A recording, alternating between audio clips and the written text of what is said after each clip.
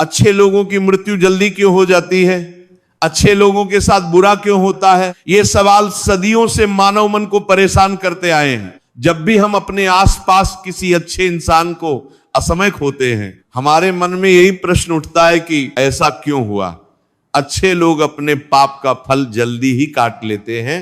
और इस वीडियो के अंत में भगवान श्री कृष्ण के द्वारा बताई गई बहुत ही अच्छी कहानी का भी विस्तार से वर्णन किया गया है, जो आपको जीवन का एक नया दृष्टिकोण देगी। ये एक गहरा और दार्शनिक सवाल है कि अच्छे लोगों की मृत्यु जल्दी क्यों हो जाती है। अक्सर ये देखा जाता है कि अच्छे से और धर्म से चलने वाले लोगों की, जो हमेशा सत्य का पालन करते हैं और दूसरों की भलाई के लिए काम करते हैं, उनकी मृत्यु अक्सर जल्दी ही हो जाती है। ये एक ऐसा प्रश्न है जो हर किसी के मन में उठता है जब हम अपने आसपास किसी सच्चे और नेक इंसान को खोते हैं। ऐसा लगता है मानो संसार में अच्छाई का कोई मूल्य ही नहीं रहा।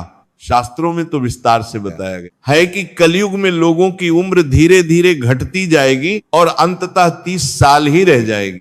कलयुग का अंत होते होते मनुष्यों का जीवन काल और भी कम हो जाएगा और लोग बहुत कम उम्र में ही वृद्ध हो जाएंगे। आपने ये भी सुना होगा कि भगवान अच्छे लोगों को जल्दी अपने पास बुला लेते हैं क्योंकि वे इस कलयुग की कठिनाइयों को नहीं देखना चाहते। ये फैसला तो भगवान ही करते हैं कि किसकी उम्र कितनी है और कौन कब तक इस धरती पर रहेगा। वे सर्वज्ञ हैं और सबकी नियति को जानते हैं। आप ये प्रसिद्ध कहावत भी जरूर सुने होंगे कि जितनी चाबी भरी राम ने उतनी ही तमाशा करते हैं। दोस्तों, इस गहरी कहावत से साफ हो जाता है कि किसकी मृत्यु कब होती है, ये पूरी तरह से भगवान ही तय करते हैं। प्रत्येक जीव का जीवन एक निश्चित समय के लिए ही होता है, बिल्कुल वैसे ही जैसे खिलौने की घड़ी में चाबी भरी जाती है और वह उतनी ही देर चलती है, वैसे ही हमारा जीवन भी पहले से निर्धारित होता है। कारण वैसे तो अच्छे लोगों की मौत जल्दी हो जाने के पीछे कई गहरे और रहस्यमय कारण होते हैं, जिन्हें समझना हर किसी के लिए आसान नहीं है। लेकिन पहले कारण को ठीक से समझने के लिए आपको ये जानना बहुत जरूरी होगा कि हम जो कुछ भी इस जन्म में करते हैं, हमारे हर छोटे बड़े कर्म का, हमारे हर विचार का, उसका पूरा जवाब हमें ऊपर यमराज को देना होता है। मृत्यु के बाद हर आत्मा को यमलोक जाना पड़ता है, जहां धर्मराज यमराज बैठे होते हैं। यमराज को धर्मराज भी कहा जाता है क्योंकि वे बिल्कुल निष्पक्ष रूप से हमारे कर्मों का न्याय करते। वे किसी का पक्ष नहीं लेते, ना अमीर गरीब में फर्क करते हैं, ना राजा रंक में, सिर्फ कर्म देखते हैं। यदि किसी का पाप का पलड़ा भारी होता है तो उसे नरक के विभिन्न स्तरों में कठिन तपस्या काटनी पड़ती है, जहां उसे अपने किए हुए पापों के लिए दंड भोगना पड़ता है। और यदि पुण्य का पलड़ा भारी हो तो उसे स्वर्ग का दिव्य सुख मिलता है, जहां वो अप्सराओं के बीच सुगंधित वाटिकाओं में रहता है। ये एक तराजू की तरह है, जहां हमारे सभी जीवन भर के अच्छे और बुरे कर्मों को बहुत ध्यान से तौला जाता है। एक एक कर्म का हिसाब होता है और यही जन्म मृत्यु का चक्र कई युगों तक, हजारों लाखों जन्मों तक चलता रहता है। जन्म और मृत्यु का यह अंतहीन सिलसिला तब तक जारी रहता है जब तक उस आत्मा को मोक्ष की प्राप्ति नहीं होगी, जब तक वह इस संसार के बंधनों से मुक्त नहीं हो जाती। इस मृत्यु लोक में हर कोई अपने किसी न किसी छोटे से काम के लिए, किसी उद्देश्य को पूरा करने के लिए आता है। हर आत्मा का एक विशेष उद्देश्य होता है, एक निश्चित मिशन होता है, जिसे पूरा करने के लिए उसे इस धरती पर भेजा जाता है। कोई आत्मा मनुष्य का शरीर धारण करती है तो कोई पशु पक्षी या जानवर के शरीर में प्रवेश करती है। यह सब कुछ उसके पिछले जन्मों में किए गए संबंधित कर्मों के आधार पर ही तय होता है। शास्त्रों में 84 लाख योनियों का विस्तृत वर्णन है, कीड़े मकोड़ों से लेकर पशु पक्षियों तक, और इन सब के बाद कहीं जाकर मनुष्य जन्म मिलता है। मनुष्य जन्म सबसे दुर्लभ और सबसे श्रेष्ठ माना गया है क्योंकि केवल मनुष्य में ही विवेक होता है, सोचने समझने की शक्ति होती है। इसके अलावा उन्हें जन्म देने वाले माता पिता के संस्कार भी बच्चे के अंदर स्वाभाविक रूप से आते हैं। माता पिता के उनकी सोच, उनके कर्म, उनकी आदतें, ये सब बच्चे में संचारित होते हैं। यही कारण है कि अच्छे माता पिता के बच्चे अक्सर अच्छे होते हैं। इसके बाद जब बच्चा बड़ा होता है तो वह अपने होश और समझ से जो कर्म करता है उसके आधार पर उसे पुण्यात्मा या फिर दुरात्मा कहा जाता है। अब यही पुण्य कर्म आपकी मृत्यु की तारीख को भी बदल सकते हैं। ये बहुत आश्चर्यजनक लेकिन सत्य है। जिस तरह से एक न्यायाधीश जेल में रहने वाले कैदी के अच्छे व्यवहार को देखकर, उसके सुधार को देखकर उसकी सजा में कमी कर देता है और उसे जल्दी रिहा कर देता है, ठीक उसी तरह परमात्मा भी देखते हैं कि मनुष्य जन्म में आने के बाद वो कैसे कर्म कर रहा है। कभी कभी बहुत अच्छे व्यवहार, सच्ची तपस्या और निस्वार्थ सेवा के कारण किसी कैदी को उसकी सजा पूरी होने से पहले ही रिहा कर दिया जाता है। वैसे ही भगवान भी देखते हैं कि क्या ये व्यक्ति अपने पिछले पापों के लिए पश्चाताप कर रहा है, क्या वह सच्चे मन से अच्छे कर्म कर रहा है। और जब उन्हें लगता है कि अब इस आत्मा को इस कष्टमय मृत्यु लोक में नहीं रहना चाहिए, इसका उद्देश्य पूरा हो गया है, तब वह उसे प्रेम से अपने पास बुला लेते हैं। ये बिल्कुल वैसे ही है जैसे कोई मालिक अपने कर्मचारी को काम पूरा होने पर घर भेज देता है। भगवान के दिव्य विधान के अनुसार प्रत्येक व्यक्ति को केवल उतना ही दंड दिया जाना चाहिए जितना कि उसने पाप किया है, न एक पल ज्यादा न एक पल कम।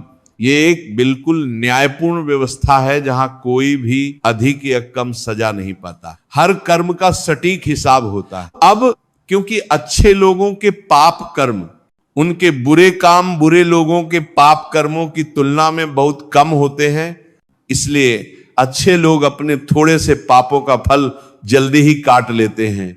उनके पास भोगने के लिए कम पाप होते हैं, इसलिए वे जल्दी इस बंधन से मुक्त हो जाते हैं और आगे की यात्रा के लिए तैयार हो जाते हैं।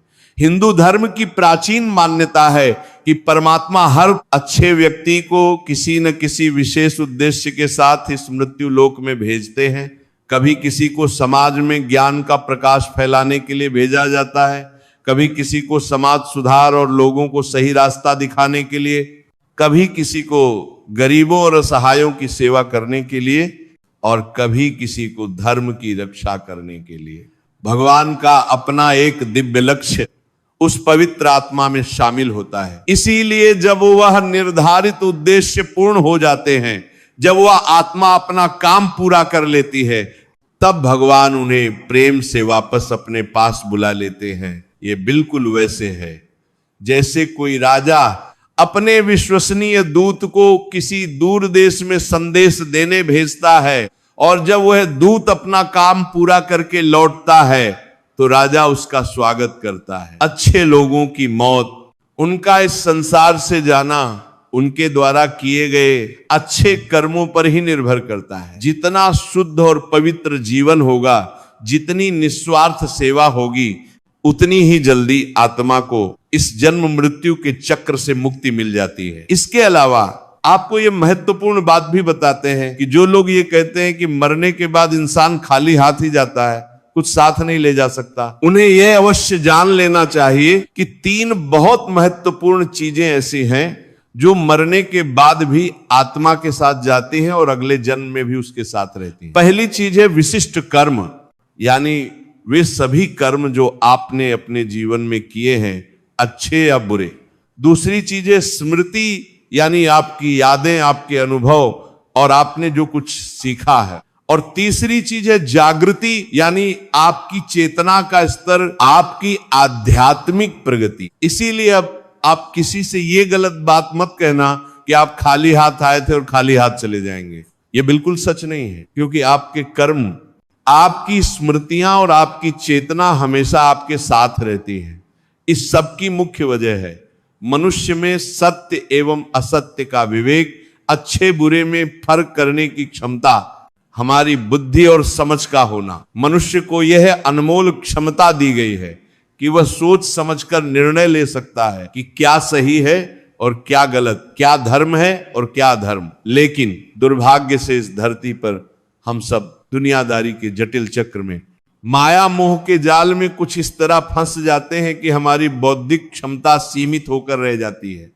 हम सांसारिक मोह माया में, धन दौलत की चाह में नाम यश की लालसा में इतना उलझ जाते हैं कि अपने जीवन के असली और परम उद्देश्य को पूरी तरह भूल जाते हैं। हम सब कुछ बाहरी और क्षणिक सुखों को ही, भौतिक वस्तुओं को ही जीवन का मानक मान लेते हैं।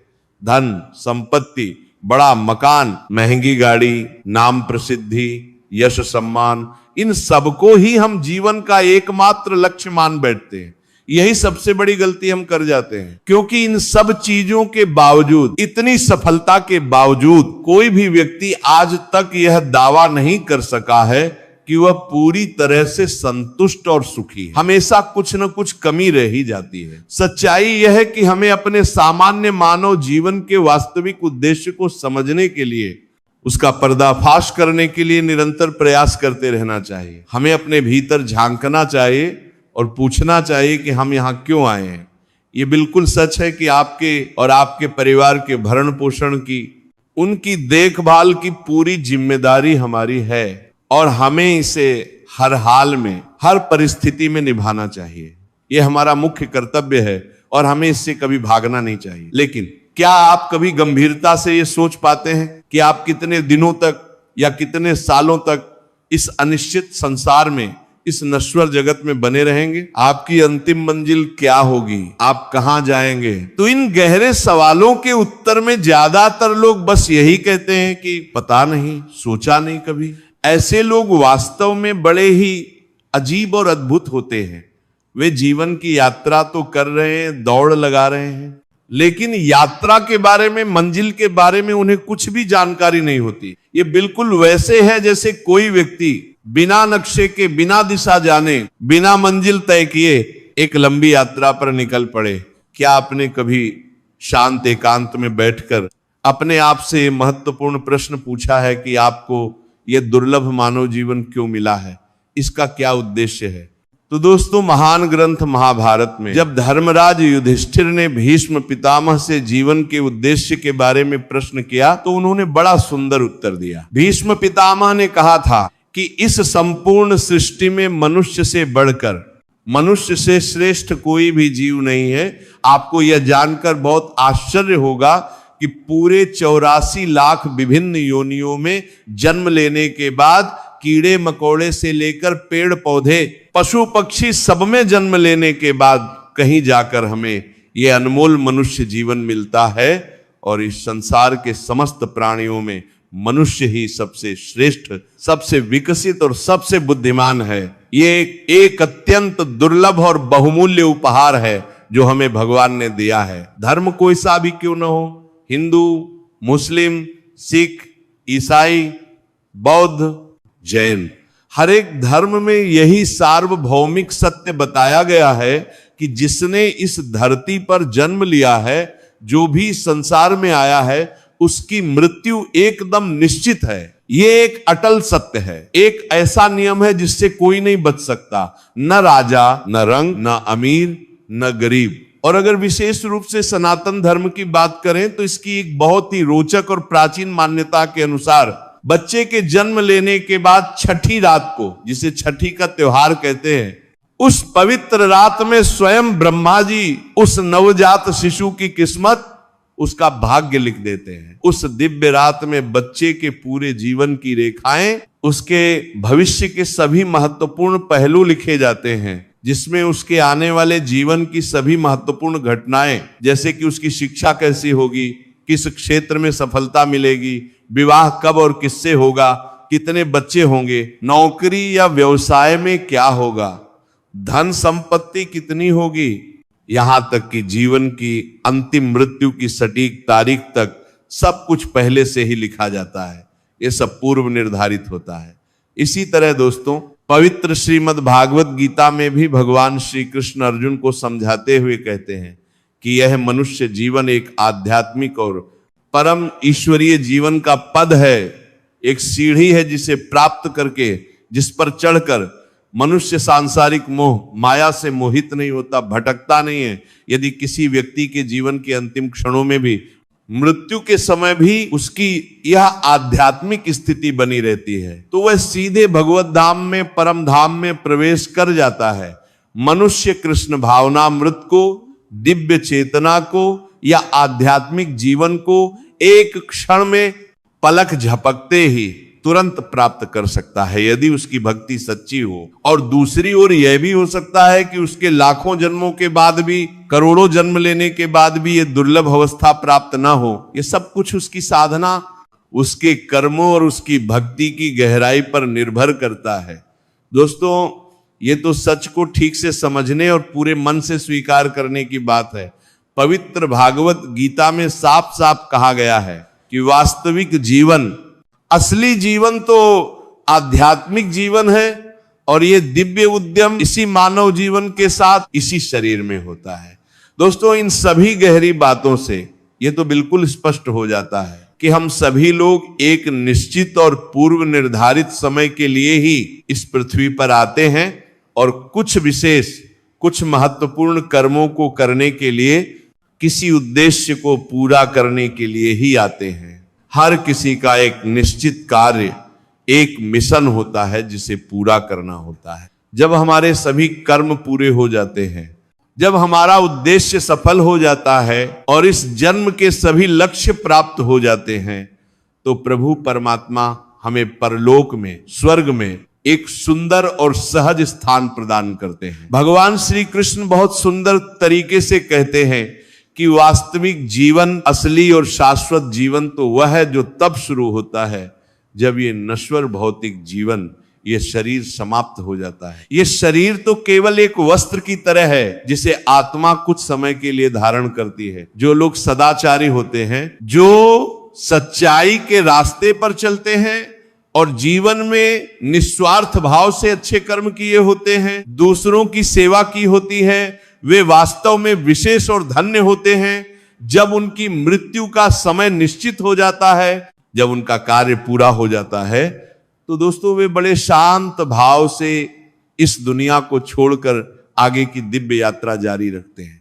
आपने अवश्य ही देखा होगा और महसूस किया होगा कि जो लोग नियमित रूप से पूजा पाठ करते हैं, मंदिर जाते हैं और धर्म के कार्य करते हैं, उनकी जिंदगी अक्सर उन लोगों की तुलना में काफी कठिन और संघर्षमय होती है जो बुरे कर्म करते हैं, गलत रास्ते पर चलते हैं। ऐसा लगता है कि जो लोग गलत काम करते हैं, धोखाधड़ी करते हैं, वे बड़े आराम से और खुशी खुशी जी रहे हैं, और जो ईमानदारी से, अच्छाई से जीते हैं, वे हमेशा परेशानियों और कष्टों में घिरे रहते हैं। आपने ये प्रश्न निश्चित रूप से अपने मन में कई बार सोचा होगा। ये दुविधा हर किसी के मन में आती है। तो आइए आज हम इसके गहरे रहस्यों को, इसके पीछे के दैवीय नियमों को समझने की कोशिश करें। हमारे प्राचीन पुराणों में, वेदों में वर्णित अनेक कथाएं और उदाहरण हैं जिनके माध्यम से आप बहुत अच्छी तरह से समझ पाएंगे कि इस सृष्टि में प्रत्येक प्राणी को, हर जीव को उसके द्वारा किए गए कर्मों के अनुसार ही फल मिलता है। अगर कोई अच्छा कर्म करता है, परोपकार करता है, तो उसे अच्छा और मधुर फल मिलता है, और अगर कोई बुरा कर्म करता है, किसी को कष्ट देता है, तो उसे दुख और पीड़ा मिलती है। ये कर्म का अटल नियम है जो बिल्कुल सटीक और न्यायपूर्ण है। भगवान श्री कृष्ण ने एक बार महाभारत के युद्ध के बाद अर्जुन को जब वे कर्म के रहस्य समझा रहे थे, तब उन्होंने एक बहुत ही महत्वपूर्ण और शिक्षाप्रद कथा सुनाई थी। उन्होंने कहा कि प्राचीन काल में एक छोटे से शांत गांव में दो आदमी रहते थे। उनमें से एक व्यक्ति बड़ा ही धार्मिक, संत स्वभाव का और ईश्वर में पूर्ण आस्था रखने वाला था। वह रोज सुबह सूर्योदय से पहले उठता था, नहा धोकर तैयार होता था और पूरी श्रद्धा और भक्ति के साथ गांव के मंदिर जाता था और वहां भगवान की पूजा अर्चना करता था। वह एक अत्यंत सरल, सच्चा और निष्कपट इंसान था जो कभी किसी को भी नुकसान नहीं पहुंचाता था, हमेशा सबकी मदद करता था। लेकिन उसी गांव में रहने वाला दूसरा आदमी पूरी तरह से विपरीत स्वभाव का था। वह पूर्णतः नास्तिक था, ईश्वर और धर्म में बिल्कुल भी विश्वास नहीं करता था। वह भी रोज मंदिर जाता था, लेकिन उसका उद्देश्य पूजा अर्चना करना बिल्कुल नहीं था, बल्कि वहां जाकर लोगों के छोड़े हुए जूते चप्पल चुराना और दान पात्र में पड़े पैसे और सामान चुरा लेना था। वह लोगों की पवित्र आस्था का, उनकी सरलता का गलत फायदा उठाता था और इससे उसे कोई पश्चाताप भी नहीं होता था। एक दिन उस गांव के ऊपर अचानक बहुत जोर की भयंकर बारिश होने लगी। पूरा आकाश घने काले बादलों से ढक गया था और तेज हवाओं के साथ मूसलाधार बारिश हो रही थी। बिजली कड़क रही थी और गरज के साथ बारिश बरस रही थी। उस समय मंदिर में सिर्फ पुजारी जी ही थे। बाकी सभी लोग इस भयंकर मौसम से बचने के लिए अपने अपने घरों में थे। नास्तिक व्यक्ति को यह सुनहरा मौका बहुत अच्छा लगा। वह तेजी से मंदिर की ओर भागा। बारिश में पूरा भीगता हुआ वह मंदिर पहुंचा और उसने बड़ी चालाकी से सारा दान का धन, सोने चांदी के आभूषण सब कुछ चुरा लिया और वहां से बिजली की तेजी से भाग गया। वो बारिश में भीगता हुआ, कीचड़ में फिसलता हुआ भागा और अपनी सफल चोरी पर मन ही मन बहुत खुश था। उसी समय कुछ ही देर बाद वह आस्तिक और धर्मपरायण व्यक्ति भी मंदिर की ओर आ रहा था।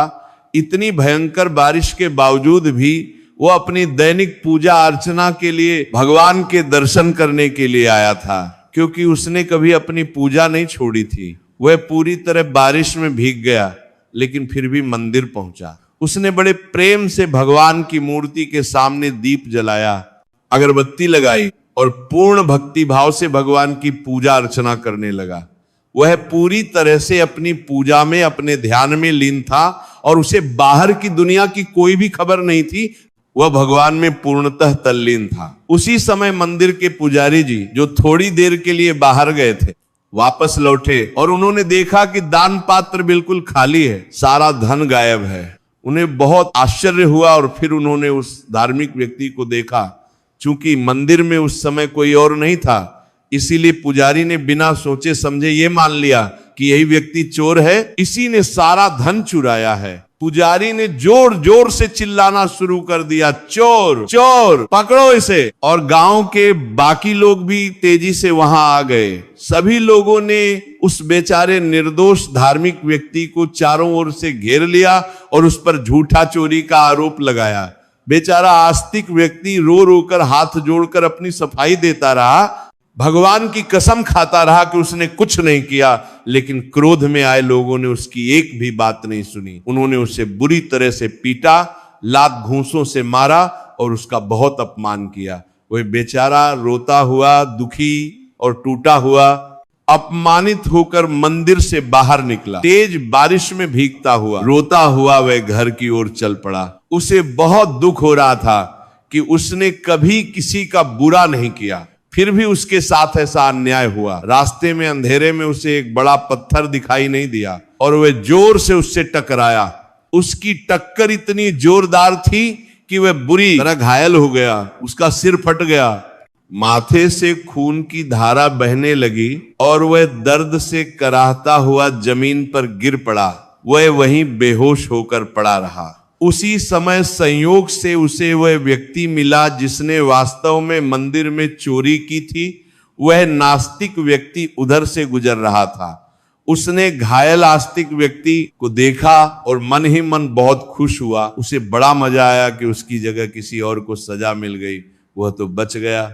शास्त्रों में लिखा है कि करोड़ों कल्प बीत जाने पर भी, युगों युगों तक समय बीत जाने पर भी पाप कर्म का बिना भोगे, बिना उसका फल मिले नाश नहीं होता। पाप कभी खत्म नहीं होता। जब तक उसका फल न मिल जाए, कुछ समय बाद, कुछ वर्षों बाद दोनों व्यक्तियों की अपने अपने समय पर मृत्यु हो गई।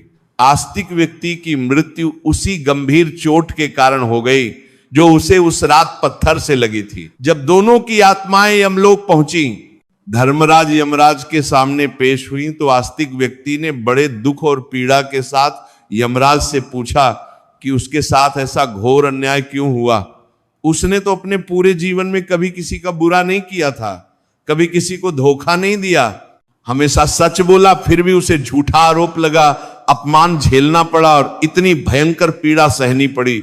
यमराज धर्मराज ने, जो सभी के कर्मों को जानते हैं, बड़े प्रेम और धैर्य से उसे समझाया। उन्होंने कहा, हे पुत्र, तुम्हें पता नहीं, लेकिन जिस दिन तुम पर झूठा आरोप लगाया गया था, जिस दिन तुम्हें पीटा गया था, उस दिन वास्तव में तुम्हारी जीवन लीला समाप्त होनी थी। तुम्हारे भाग्य में, तुम्हारी किस्मत में उस दिन मृत्यु लिखी थी। तुम्हारा अंतिम दिन था वह, लेकिन तुम्हारे द्वारा पूरे जीवन भर में किए गए असंख्य अच्छे कर्मों के कारण, तुम्हारी सच्ची भक्ति और निष्ठा के कारण, तुम्हारी निस्वार्थ सेवा के कारण तुम उस दिन मृत्यु से बच गए। तुम्हें केवल एक चोट लगी, थोड़ा दुख हुआ, जबकि तुम्हारी मृत्यु होनी थी। तुम्हारे पुण्य कर्मों की शक्ति ने तुम्हारी रक्षा की और तुम्हें बचा लिया। यमराज ने आगे समझाते हुए कहा, दूसरी ओर उस नास्तिक पापी व्यक्ति के भाग्य में मूल रूप से एक महान और शक्तिशाली राजा बनना लिखा था। उसे एक विशाल राज्य का स्वामी बनना था, भव्य महलों में रहना था, हजारों सेवक उसकी सेवा करते, वह ऐश्वर्य और वैभव में जीता। लेकिन उसके द्वारा किए गए सारे पाप कर्मों के कारण, चोरी, धोखाधड़ी और बुरे कामों के कारण उसका पूरा भाग्य ही बदल गया, नष्ट हो गया। उसके पाप इतने भारी थे कि उसकी पूरी किस्मत ही पलट गई और वह सिर्फ एक मामूली चोर बनकर रह गया। दूसरी ओर हमारे प्राचीन शास्त्रों में यह भी बहुत स्पष्ट रूप से बताया गया है कि करोड़ों कल्प बीत जाने पर भी, चाहे कितना भी लंबा समय क्यों न बीत जाए, पाप कर्म का बिना भोगे, बिना उसका फल मिले कभी नाश नहीं होता। पाप कभी अपने आप खत्म नहीं होता। इसलिए जो व्यक्ति पाप करता है वो हो सकता है कि आज बहुत खुश हो, आज उसे लगे कि वो बच गया, उसे कोई सजा नहीं मिली, लेकिन यह केवल एक भ्रम है। उसे अपने किए हुए पाप का फल कभी न कभी, किसी न किसी जन्म में अवश्य ही भोगना पड़ेगा।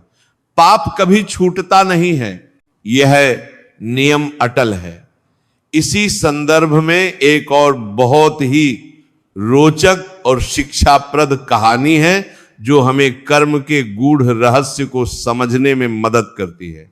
कई वर्ष पहले की बात है, एक बहुत ही ज्यादा पापी और दुराचारी व्यक्ति था। उसने अपने पूरे जीवन में अनगिनत बुरे काम किए थे। झूठ बोलना उसकी आदत थी, धोखा देना उसका काम था, लोगों को ठगना उसका व्यवसाय था। एक दिन वह एक सुनसान रास्ते से जा रहा था। अचानक उसकी नजर जमीन पर पड़े हुए बहुत सारे सोने पर पड़ी। वहां ढेर सारा सोना पड़ा हुआ था। वह अपनी किस्मत पर खुशी से पागल हो गया। उसने तुरंत सारा सोना उठा लिया और आगे बढ़ गया। रास्ते में कुछ लोगों ने उसे देखा और आपस में कहने लगे, देखो कितना भाग्यशाली है ये आदमी, कितना खुशनसीब है। उसी रास्ते से कुछ ही देर बाद एक बहुत ही अच्छा धर्मपरायण और सदाचारी व्यक्ति जा रहा था। वो हमेशा दूसरों की सहायता करता था, गरीबों को दान देता था, सदा सत्य बोलता था और धर्म के मार्ग पर चलता था। जब वह उसी रास्ते से गुजर रहा था तो अचानक उसके पैर में एक बड़ा और तीखा कांटा बहुत गहराई से लग गया। वह दर्द से जोर से चिल्लाया और असहनीय पीड़ा के कारण जमीन पर गिर पड़ा। उसे बहुत तेज दर्द हो रहा था और खून भी निकल रहा था। वहां खड़े कुछ लोगों ने यह देखा और उन्हें बहुत आश्चर्य हुआ। वे आपस में कहने लगे, यह तो बहुत बड़ा अन्याय हो रहा है। एक पापी को सोना मिल रहा है और एक धर्मात्मा व्यक्ति को कांटा लग रहा है। फिर कुछ चिंतित लोग दोनों आदमियों को लेकर गांव के एक बहुत ही ज्ञानी और अनुभवी पंडित के पास गए। पंडित जी ने बड़े ध्यान से दोनों की जन्म कुंडली देखी, उनके पिछले कर्मों का गहन विश्लेषण किया और फिर सबको विस्तार से समझाया। पंडित जी ने कहा, सुनो, वह जो पापी व्यक्ति है जिसे सोना मिला, उसके भाग्य में वास्तव में एक महान चक्रवर्ती राजा बनना लिखा था। उसे पूरे विशाल साम्राज्य पर राज करना था। हजारों सैनिक और लाखों प्रजा उसकी होती, असीम धन संपदा उसके पास होती। लेकिन उसके द्वारा किए गए अनगिनत पापों के कारण, हर दिन किए गए बुरे कर्मों के कारण उसका सारा भाग्य नष्ट हो गया, पूरी तरह बदल गया। अब राजा बनने की जगह उसे केवल ये थोड़ा सा सोना ही मिल पाया है। उसकी किस्मत इतनी खराब हो गई। दूसरी ओर पंडित जी ने आगे समझाया, इस धर्मात्मा व्यक्ति के जीवन का आज वास्तव में आखिरी दिन था। आज इसकी मृत्यु होनी थी। यह भयंकर दुर्घटना में मरने वाला था, लेकिन इसके द्वारा पूरे जीवन में किए गए असंख्य अच्छे कर्मों के कारण इसकी सच्ची भक्ति और निस्वार्थ सेवा के कारण इसे केवल एक कांटा ही लगा और ये बच गया, मृत्यु टल गई और इसे नया जीवन, एक और मौका मिल गया। इसके पुण्य कर्मों ने इसकी रक्षा की। यह सुनकर सभी लोग आश्चर्यचकित रह गए और उन्हें कर्म के रहस्य की समझ आई। दोस्तों, वीडियो के अंत में आप सभी दर्शकों से विनम्र निवेदन और अनुरोध है कि अगर आपको ये वीडियो जरा सा भी अच्छा लगा हो, अगर इससे आपको कुछ नया ज्ञान मिला हो, कुछ सीखने को मिला हो, तो कृपया मेरे चैनल को सब्सक्राइब अवश्य करें। वीडियो को एक लाइक करके कमेंट में जय श्री कृष्णा जरूर लिखें। आपका प्यार, आपका आशीर्वाद और आपका सहयोग ही हमारी सबसे बड़ी प्रेरणा और शक्ति है। मिलते हैं जल्द ही एक नई रोचक और ज्ञानवर्धक वीडियो के साथ। धन्यवाद। हर हर महादेव। जय श्री कृष्णा।